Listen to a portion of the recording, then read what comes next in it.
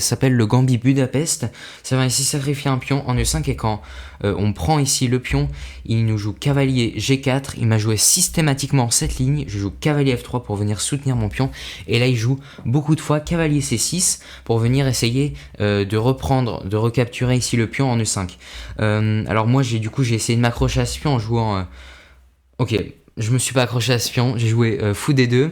Pas de problème. Je sais pas si c'est vraiment le bon coup ici. Il a joué fou C5 et malheureusement, vous voyez, c'était des schémas que je ne connaissais pas du tout parce que j'ai jamais joué contre le Gambit Budapest. Et ici, je fais une grosse erreur. Je joue cavalier C3 et il y a juste mat en 1. Aïe aïe aïe. En plus, c'était sur son live, je me suis bien fait exploser. Ici, fou prend F2, échec et mat. Bon, c'est pas grave, on se ressaisit. Ici, c'est à une partie qu'on a jouée en bulette. Donc, bon, il y a beaucoup de plus d'erreurs, c'est normal, on n'avait qu'une minute à la pendule. Ici, j'ai toujours les blancs.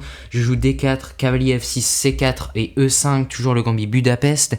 Et ici, je m'attendais plus 3 coups et vous voyez sur chess.com on peut pré-move les coups et donc ici j'ai pré-move cavalier C3 mais voilà, donc je savais pas qu'il a joué ce coup, mais je sais bien entendu que c'est un mauvais coup. Donc du coup, ici, il prend et je joue cavalier B5. Je me dis que peut-être je vais pouvoir reprendre du cavalier. Le problème, c'est qu'il joue C5.